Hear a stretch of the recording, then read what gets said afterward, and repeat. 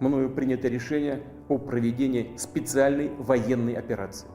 Today at 1, we're live in Ukraine as Russia invades in a major military assault by land, sea and air. It's now more than a month since the US Speaker, Nancy Pelosi, visited Taiwan. China's ambassador to Australia also issued a blunt warning a few days ago that those who push for Taiwanese independence will be punished. We're waiting for a peaceful reunification, but we cannot rule out other options. You won't have to do it anymore. 4 more years, you know what? It'll be fixed, it'll be fine. You won't have to vote anymore.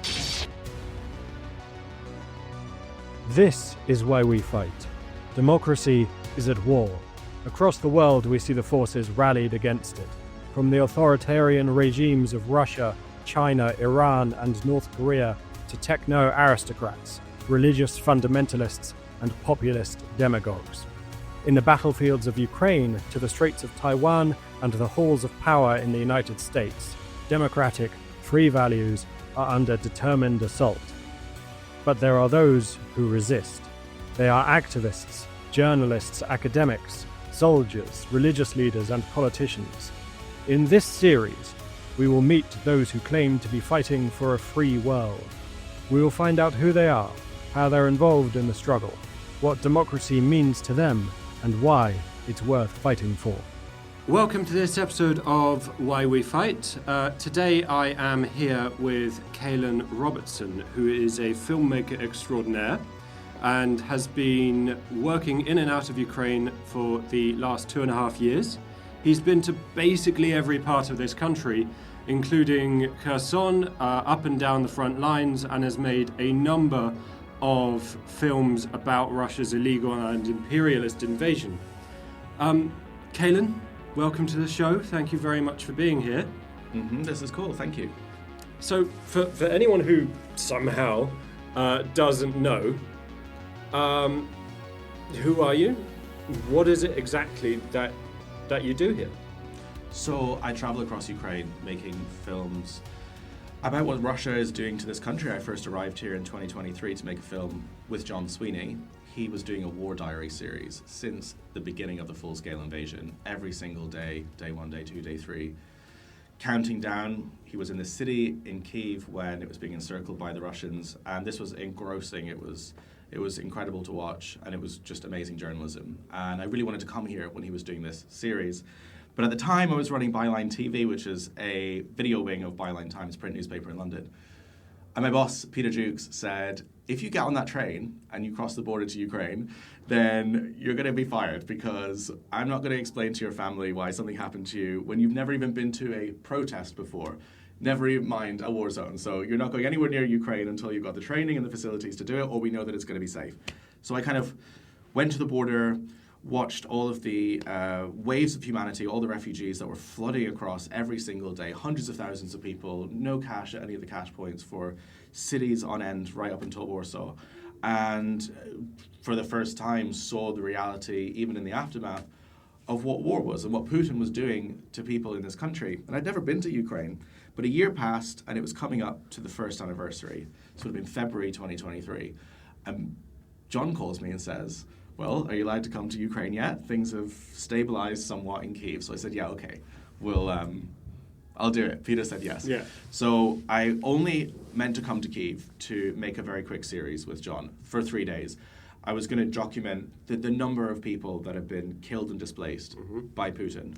And at this point, it was a few 100,000. And I was like, I want people to imagine what that looks like, the scale of that, what it actually looks like for hundreds of thousands of people to lose their homes and lose their lives. So I found a blown-out stadium in Bucha, which is a 30-minute drive north of Kyiv, where the Russians reached.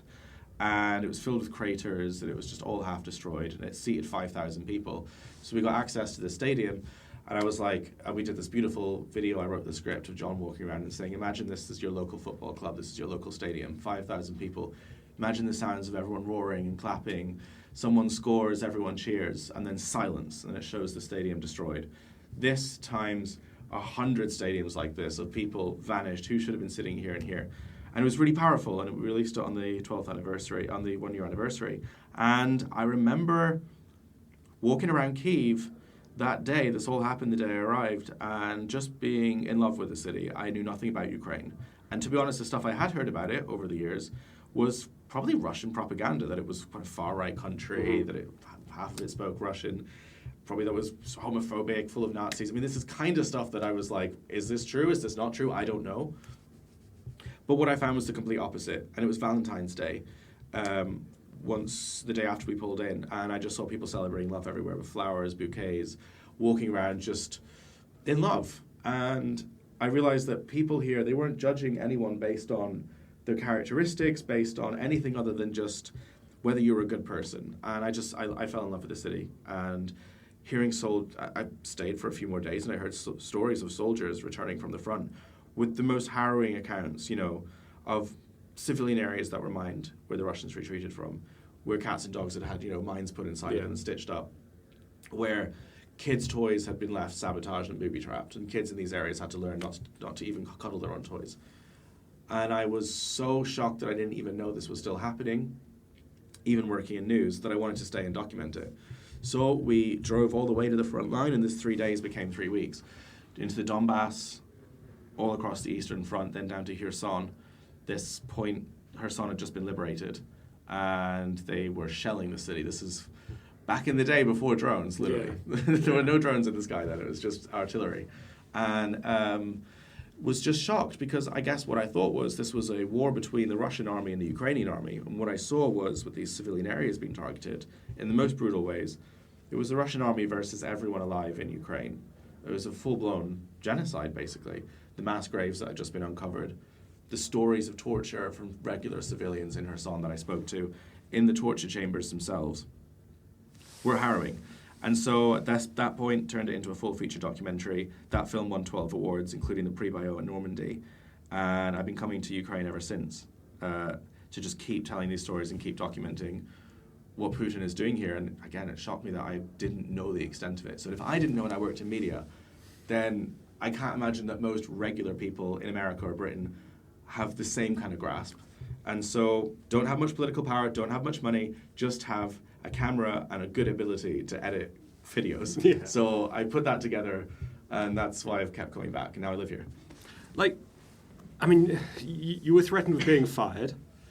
You were at the border. You get a phone call from your boss. What was it that drove that? So why Ukraine? Why make this fight your own before you knew anything about this country? You seemed determined to get here. You knew that this was going to be something huge and important that people need to know about.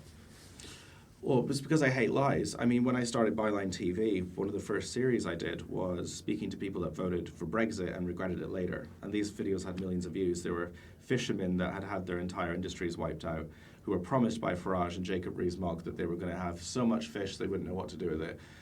Manufacturers all across the UK, people in the steelworks industry in Wales who had exactly the same stories they felt lied and betrayed to.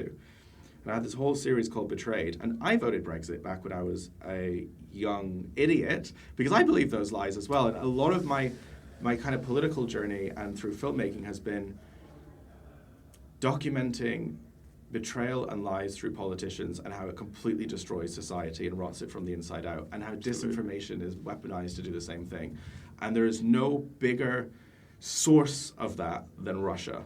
And I only started to realize this gradually after coming here and working with John and just seeing the extent of Russian disinformation, not just in Ukraine, but across the entire planet, the tentacles that reach every corner of this earth. And that's one of the reasons Brexit also happened. That's been linked to that, the rise of Donald Trump in the US, and now the invasion of Ukraine. And I kind of dedicated after, being someone that voted Brexit, after being someone that was very right-wing when I was younger and believing those lies, into countering it as much as possible. And there was no better way to do it than to come here and do the opposite of what Putin wants, which is to show exactly what Russia is doing in this country. The reason they're killing journalists, the reason they're trying to hide the truth, is because they don't want people to see what they're doing. And it feels important, more important than ever. Maybe the most important thing I could ever do is to film that and put it out. And I just felt compelled to do it, whether I would be fired or not. Yeah. How do the tactics that we see Russia use in their disinformation campaigns across the world, how do they compare with the tactics that the far right use in the established Western democracies like Britain, the United States, France, Germany? Well, it's very, very familiar because it's about undermining democracy. That's like the number one thing that the hard right like to do, as well as, there's factions of the extreme left that do this, but the hard right are significantly larger and more impactful.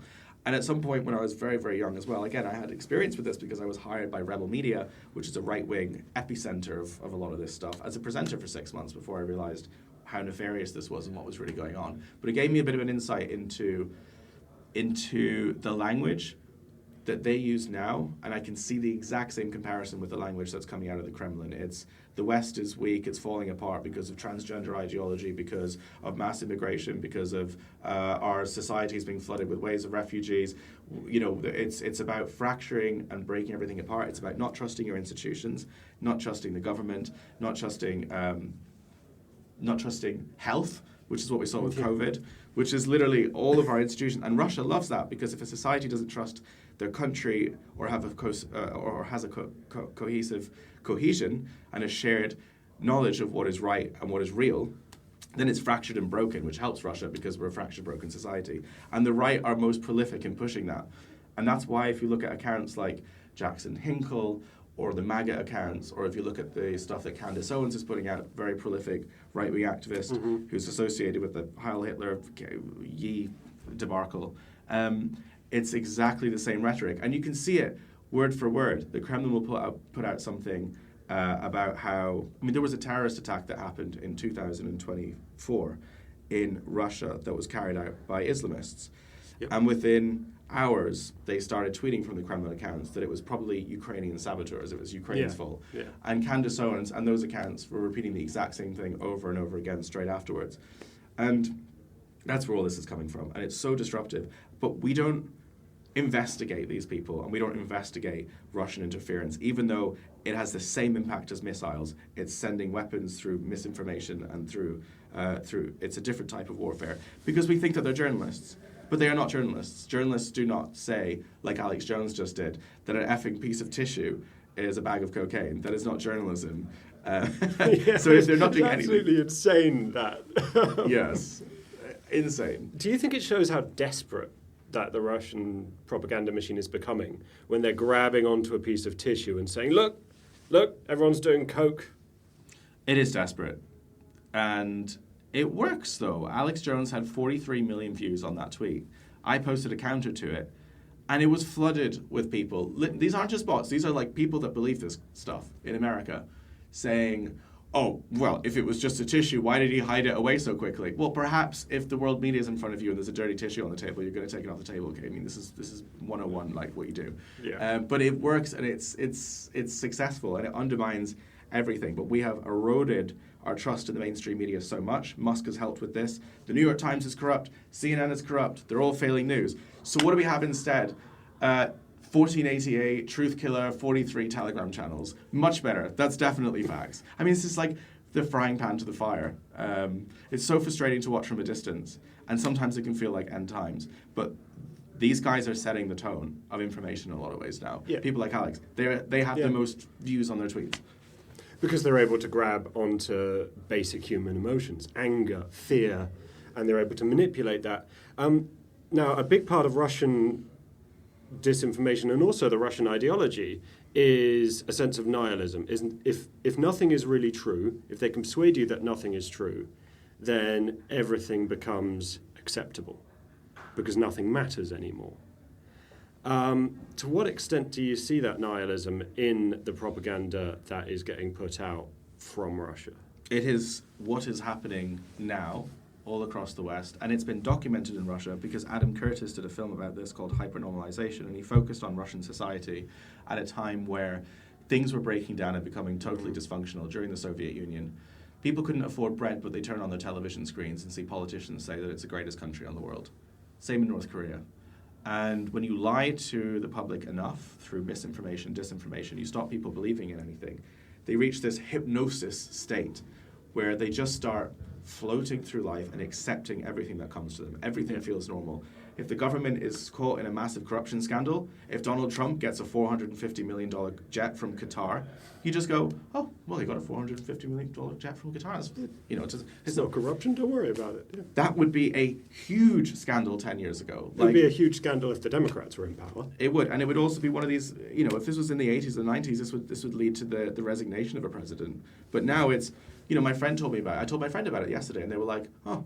And I thought, oh, that is what it is. That is happening now. And what happened in Russian society is happening in all of our societies. And Russia had a massive part to play in it because they're the best at it. They're the best at keeping you hypnotized and believing in everything and nothing all at once. And this is what America's doing. Gas prices are at an all-time high. You can't afford eggs in America, yet you turn on your TV and Donald Trump is telling you that America is still the greatest country in the world and everywhere else is an absolute disaster, when actually cheaper eggs in Ukraine and there's an effing war going on. So it's just, that is happening in real time and it's accelerating.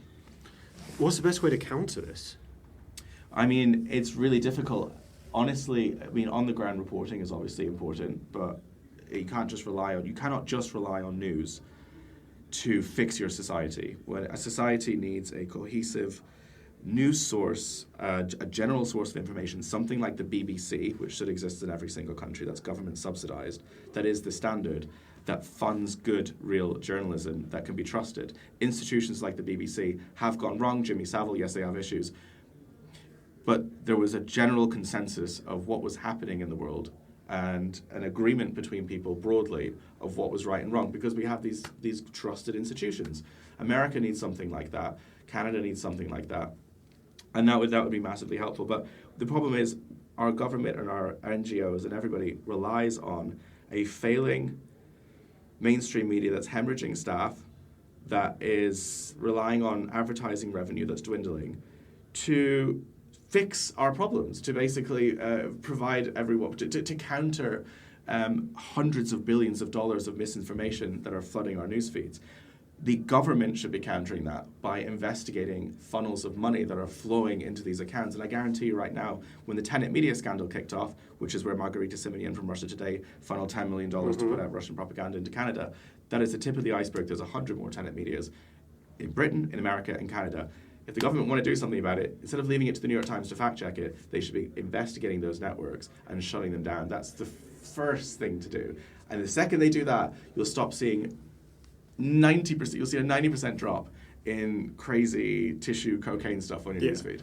Should we be treating this disinformation wave, and especially those that sort of parrot this stuff, profit from it, in the same way that we treat espionage? Yes, because this is espionage, and misinformation, disinformation is a national security threat to all countries in the West. Again, Putin doesn't need to send missiles to America. He sends missiles into Ukraine because he sends waves of propaganda and disinformation that disrupts society and fractures society in the same way that missiles can destroy buildings. It is that impactful. When a country no longer believes in the same thing, you get things like Charlottesville, the far-right rally that happened, things like the far left and the far right start getting amplified. And this is to just disrupt. This is funding groups as well and funneling money and amplifying groups that are at their core anarchist and disruptive to institutions. So this is why we have had a rise in far-right terrorism. This is why we've had a rise in extreme left terrorism as well. Not as much, but it exists.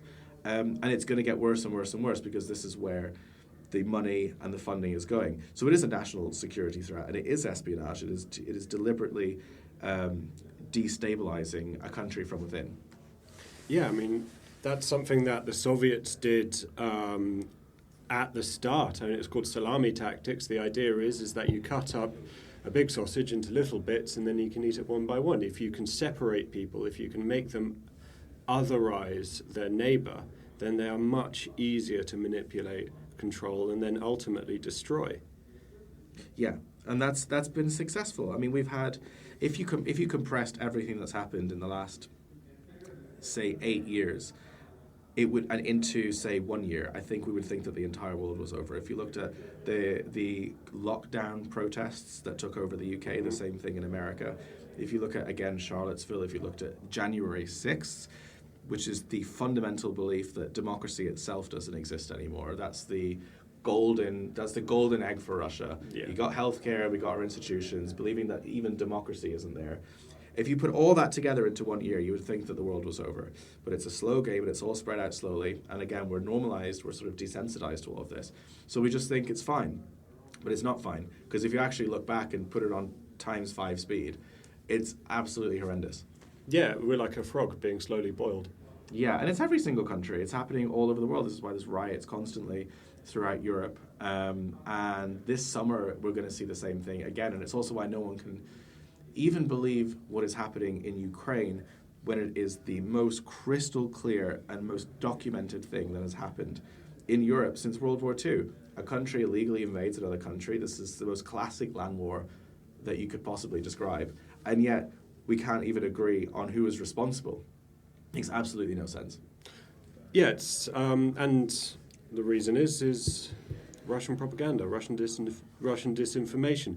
Now, to somebody who isn't perhaps particularly knowledgeable about how this stuff works, how would you protect yourself from getting drawn in? Because it's quite manipulative and it's quite clever. Well, you can. I mean, most people are concerned about putting food on their table. Most people shouldn't have to become fact checkers on their own news sources every single day. You should be able to, like you did in the old days, switch on the 6 o'clock news, and you're given the sport, you're given what's happened locally, what's happened nationally, and what's happened in the world. And those are usually factual, right? Mm-hmm. It's done by journalists. Now, 80% of us consume our news from news feeds, and the average person consumes 300 foot of news feed every single day. In the West, if you printed it out, it would be the length of a football stadium. We're not designed, A, to consume that quantity of information, but B, the quality of information can't be deciphered because the algorithms are feeding us whatever is going to make us emotionally unstable. So you basically have to have an average normal person now become a fact checker, a disinformation expert, and also live their lives every single day while trying to figure out what's going on. No one can do that. This is also why when I see people who are radicalized, myself, when I was very, very young, I was seeing crap like this on my newsfeed and thinking that Islam was going to take over the West and kill all the gay people and kill the women, because that was what was on my newsfeed. And I wasn't smart enough to really, really, really understand the dynamics and what was going on, because I was like working full-time, studying, and there was this stuff.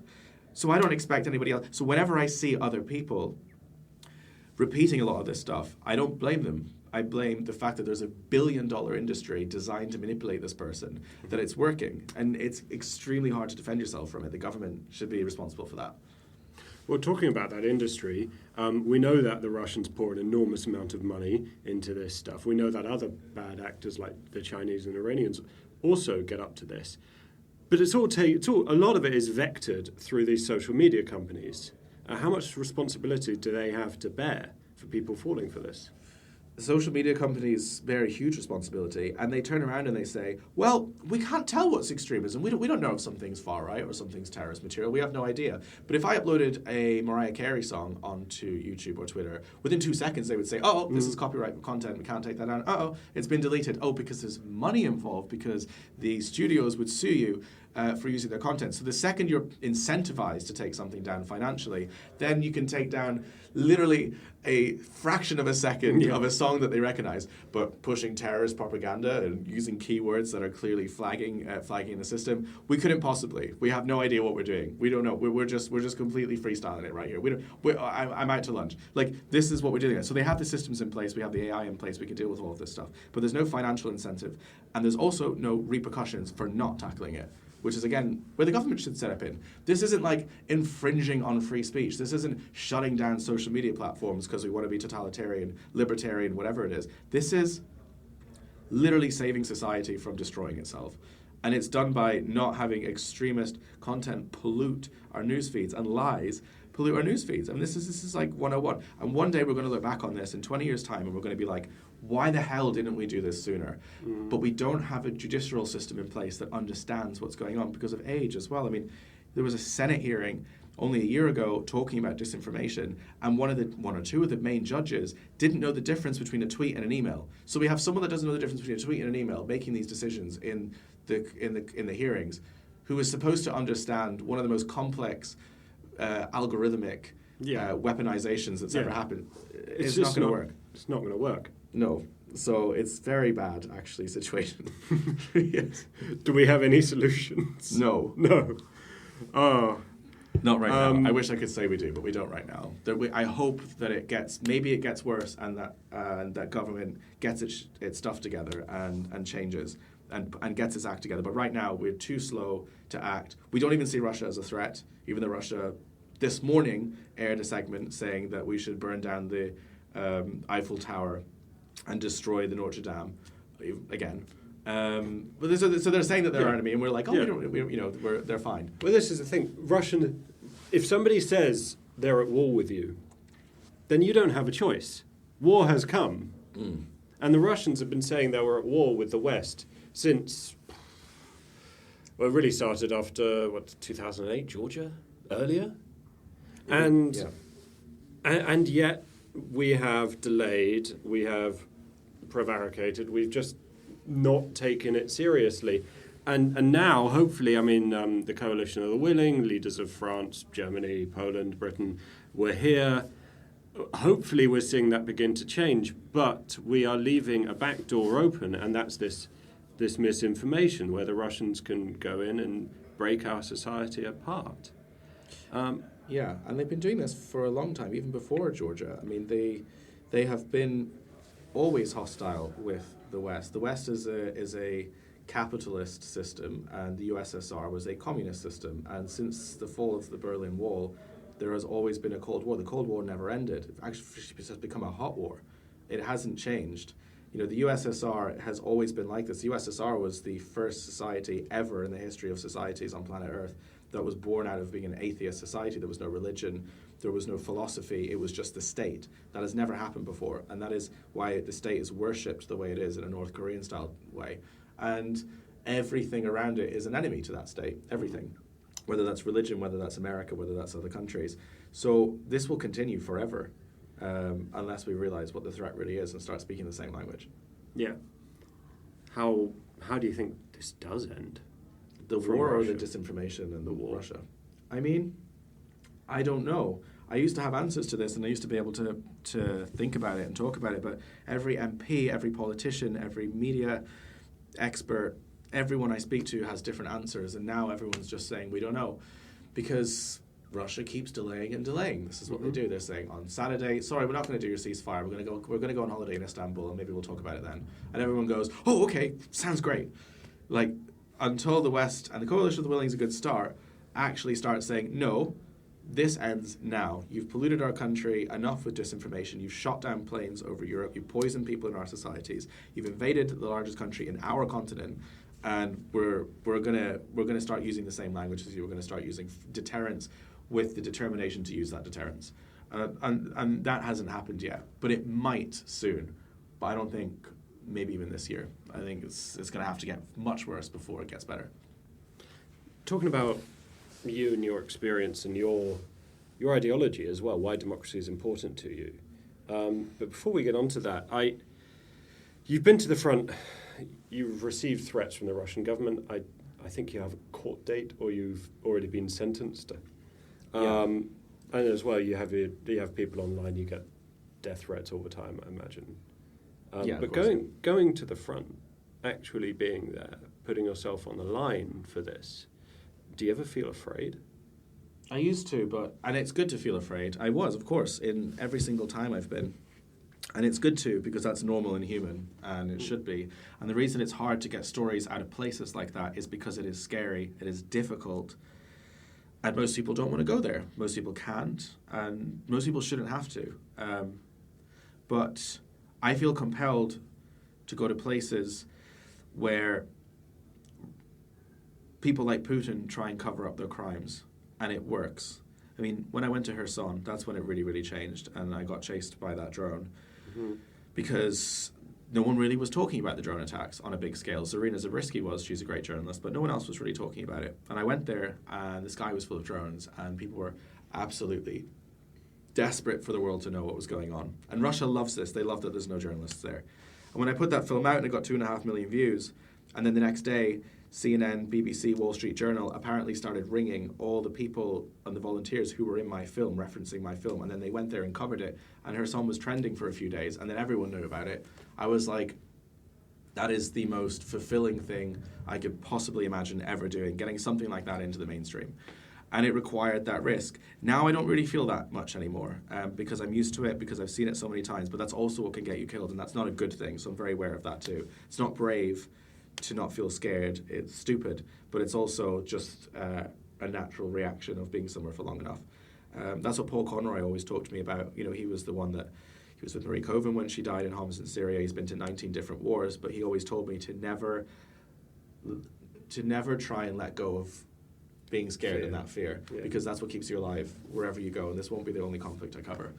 So it's strange. It's strange. It's a strange situation, but I always try to just take advice from whoever I'm with as much as possible. Harry taking us to the front is good, and he's still alive after 3 years of doing this. So, I mean, that gives me hope.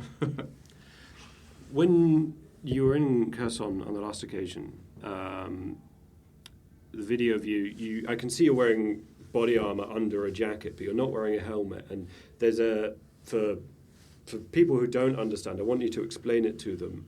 Why? Because people see press on the front lines. In other wars, everyone's wearing blue, everyone's got big press badges written everywhere. Why did you feel unable to do this in Kherson?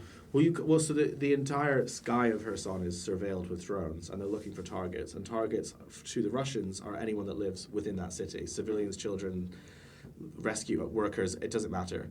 Anyone that's gathered in groups, and anyone that has anything that looks like it's a press jacket, because they don't want the press there. They don't want anyone knowing what they are doing, which is to basically test out their drones on civilians before they take them to the east.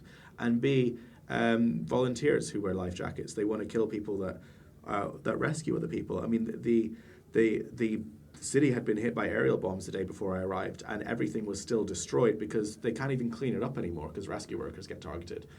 And journalists very, very specifically. So I wore that underneath a jacket, so from above it just looked like I was a bit fat. And my and I didn't have a helmet on because obviously, then it's like there's a helmet here, so it's press. And I was advised to do that, like official advice. That is the advice to be given. And so a lot of people might look and go, oh, it's not that dangerous, you're not wearing a helmet. Well, I'm not wearing a helmet because it's so dangerous, But it just shows this is what Russia does. And they've blown up 5 hotels in the last 12 months, journalist hangout hotels in the East, because they specifically target people that document what they're doing. They love doing it. And it's just horrendous. I mean, what's happening in that city is so different. When I first got there, it was all artillery. And now there's no hiding from it. It's just absolutely a disaster and deteriorating every day, because the Russian mentality is, if we can't have this, no one can. And when the Russians retreated south of that river and blew the bridges, they thought, right, we can't take Kherson, we can't liberate, in quotations, Kherson, so we're just going to flatten it and we're going to scare everyone out of it. And it's actually working, to be honest, because in the town square that I was in 2.5 years ago, it was busy, it was full of people. There was not a human being there the entire day in that entire part of the city, because everyone has moved up to the north out of the range from FPVs. I mean, it's just completely... it's a ghost city, and that's what the Russians wanted, and it worked, because the world also kind of allowed them to do this, Yeah. Mm-hmm. Yeah. What do you say to those back in the West who feel that they're not caught in disinformation but still feel skeptical about Ukraine's fight for freedom, about whether or not Ukraine can win? Well, it's not really a question of whether Ukraine can win or not, because they've already shown that they can. I mean, they took and held Russian territory for 7 months in Kursk. And the point of Kursk is debated. Was it to move troops down to the further east to free up different areas? No, it was, for me, I think it was to show the world and to show those skeptics that Ukraine can win. To be able to take and hold Russian territory for that long, and for them to have to call up insane people like North Korea and Iran to get weapons and troops just to take back their own land, shows how weak and precarious Russia really is. And all Ukraine needs to be able to win this fight, for all of us, by the way, because this fight was going to come to our towns and cities if we don't let the Ukrainians fight it for us, is the ability to use the weapons and the deliveries that were promised and the ammunition that they need. That's it. Pretty simple. It's all gathering dust in our warehouses anyway. We may as well give it to the Ukrainians. That's all they need. They just need the ammo and the weapons. They've proven they can win and fight. They've held off one of the most feared armies on the planet for 3 years, an army that thought they could take the city we're sitting in now in 3 days, and 3 years later are bombing their own towns and cities. So Ukraine has already proved themselves with this. They just need the ability to be able to fight back. They should have been given permission to use those long-range missiles. They weren't, so they had to make their own. They should be allowed free shipment of all our old stuff, and they would win this pretty quickly. But what's worrying now is this ceasefire. Yes, Zelensky's agreed to it, but ceasefire is only going to allow Russia to reamass their army, to get more waves of 18-year-olds that graduate school every single month to enlist in the army, and then they're going to do this again, and they're going to try and take Kyiv again from exactly the same road they did before. And this is just going to keep repeating and repeating and repeating, unless it's dealt with. Yeah. Yeah. Ukraine is fighting for its freedom, fighting for its democracy. You know, we all know what would happen if Russia were to take Kyiv again, or God forbid, the rest of the country. But what does democracy mean to you? I don't really know. I mean, I guess it's living in a country where you can choose your own destiny, where you can choose who governs you, where you have influence over the way your life is lived, and who runs your country. I mean, I guess there's a million definitions of democracy. I haven't thought that deeply about it because I've always lived in a democracy, and I guess if you've always lived in that environment, it's not something you kind of yearn for or really think about that much. You know, in Ireland, in Britain, in America, all the places I've lived. Here feels like democracy the same way it does at home, because it is. Yeah. And the accusations that Ukraine isn't a democracy are totally unhinged. When there's still a functioning parliament here, when Zelensky has promised to step down and to have a vote the second this war is over. So I guess to me it's just what I've always known. What do you say to those back home, seeing what you've seen here and seeing what you've seen of the Russian world, who don't value democracy anymore, who say, oh, they're all the same, what's the point? What do you say to them? I think you don't know how valuable something like that is until you lose it. Democracy is very fragile. It's a very fragile thing, and we're losing it slowly because if you don't know what you're voting for because you believe misinformation, then democracy starts to slip. This is why arguments happened around Brexit, because if you don't have an informed population, then they don't know what they're voting for, and that's when everything starts to slide. And once democracy goes, and we've seen this happen throughout history, it doesn't usually come back. Not without massive regime change, not without bloodshed. And you only have to look at your history books to see that.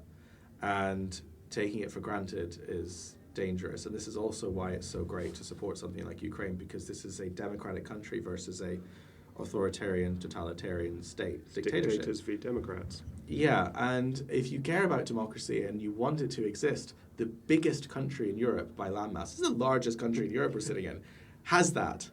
Yeah. And we should protect it. But if it's lost, you'll never get it back. And we it's lose always the breadbasket of Europe. We lose this amazing culture, all this history. Will be cut off from the rest of the world. Will be turned into Belarus, or worse. And I mean, there's a reason why the Russians packed hundreds of thousands of body bags with them when they first attempted to thunder onto Kyiv in 2022, because they know what they're going to do. Well, and mobile incinerators in Mariupol, which they had, which is absolutely disgraceful, which they used to cover up their crimes. But also, it's crazy that the American right has been captured by this as well, because the core tenet of the American right is democracy and freedom, gun-loving democracy and freedom, from a totalitarian maybe state. That's why they like their guns, right? In case the government becomes totalitarian. And now they're phoning for a totalitarian government that is a communist government. Well, and it's the absolute opposite. Yeah. Yeah, I mean, Putin's hyper-capitalist, kleptocratic cronyism. But we see that getting reflected in the United States. I mean, Trump's deputy chief of staff has floated the idea of suspending the right of habeas corpus. So you have no right to go to a court if you get detained by the government. Yeah, I mean, I would actually say that Russia isn't capitalist. It's a it's techno feudalism almost. It's like it's like I think feudalism with like a bit of capitalism, but just with massive technology and money. It's kind of the way that it's run is kind of very oligarchy. It's family names, and it's a very specific and new type of system that's almost isolated to Russia. But they still wave the red flags, the Antifa wave, that you're not supposed to like if you're a Republican, through the Victory Day parades and through the streets. So it's nostalgic for communism, whether it is or isn't. I often feel under siege as a Democrat, as somebody who believes in free values, human rights. Do you feel the same way? Nostalgic? Under siege. Yes, because all of the principles and morals that you're describing are under attack from every single angle, all around you, and that is the case for reasonable, liberal-minded people who are living in Britain and who are listening to this now. That is under attack. All the core values of that. I mean, to an extent, it always has been, but it's just gotten significantly worse. For some reason, centrism was even a dirty word for so long. You know, the morons at Novara Media on the hard left think that centrists are all fascists, and the morons on the far right, the Tommy Robinsons, think that centrists are just, wishy-washy left-wingers. But actually, they're the people that actually haven't decided to join a cult. Yeah. Yeah. They're open-minded, yeah.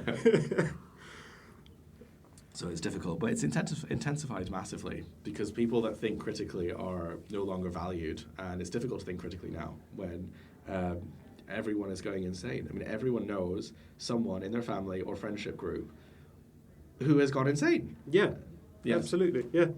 But somebody wants to get involved. Somebody wants to help either Ukraine or democracy. What's your advice? I would, if you can help Ukraine, then do some volunteering in Ukraine. I read good news sources and remember, and always trust what you read about Ukraine and where you're getting your information from. It's very, very hard. Everyone's completely different in their ability to help with this. I mean, what helps me is people supporting my Patreon and signing up to allow me to be able to travel to these places and do journalism that CNN and other networks aren't doing anymore. But that's just one of a million different ways you can help Ukraine.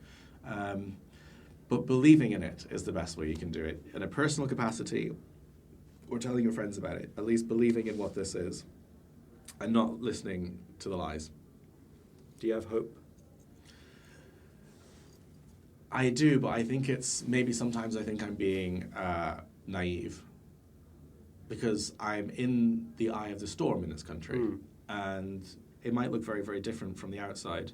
And it's very hard to know what's really going on. I don't know how much weapons are left in this country. I don't know how many men have died and are fighting in this country. Those numbers aren't available. I don't know the numbers, and I don't know what this country has left and will be getting. So it's very hard to judge. And I like to believe that good always wins. But it doesn't always win. It doesn't. It didn't win in Russia. It didn't win in so many countries that have fallen, and countries that had democracy that's fallen. So I don't know. Maybe I'm living in a fantasy land, but I like to believe. Because otherwise, what is the point in believing anything if you don't believe in what this is? What do you do to protect your mental health when you're in this world? I surround myself with people that have their minds together and have a similar mentality to just carry on working hard and doing the best they can regardless of what happens around you. I've gotten used to air raid alerts and seeing lots of stuff. I try to surround myself with nice, good things. I've got a nice office that's clean, that's in a nice space. I try to look after myself, go to the gym and work out and just do things that are good for my physical and mental health as much as possible. And I have to do that. Really make a point of doing that in a way that I never have before. Because if I start falling apart, then what is the point in any of it? And when you see soldiers on the front and I see them fighting every single day, sometimes 3 days without sleep, it really hits home just the perspective of everything. And it kind of feels like what I'm going through is nothing compared to what anyone like that is going through. And it kind of feels like, I think just surrounding yourself around good people. And, it's hard here in Ukraine because Ukrainians are amazing, but foreign volunteers and a lot of people have a huge amount of mental health problems and PTSD, and it can be hard because if you want to surround yourself with people that speak English, but they also have a huge amount of weight associated with it, that can drain everything from your mind. So I isolate myself in a lot of ways too. You know, just sitting in my office and editing and working, because sometimes that's the only way to really protect yourself. Yeah. And if you don't protect yourself, then you can't do your work. And I have hope. I think that if all the right things are done as they're being done, more or less, then Ukraine will win, Russia will fail, and democracy here will survive, because that's what's on the line. Yes. Have you got anything to say to my listeners as we part? I don't know. I mean, I just speak very frankly like this, but if you are listening to this and you think that all hope is lost, because I could be a little bit nihilistic as well with combating all of this and what the long game is, try to hold on as much as possible. And if you're listening to this, you're probably a sensible person as well, because you seeked out like a good podcast. So you're already on the right path. So just continue listening to good stuff and trying to do as much good as possible with your life. This has been Why We Fight. If you enjoyed the program, please consider subscribing to this show or financially supporting my work by following the Patreon or Buy Me a Coffee links below. For my written work and commentary, then check out my Substack, Dictators v Democrats. If you want to join a community of those who believe that democracy is worth fighting for, then feel free to join the Dictators v Democrats Discord server, which is also linked below. And remember, democracy is non-negotiable.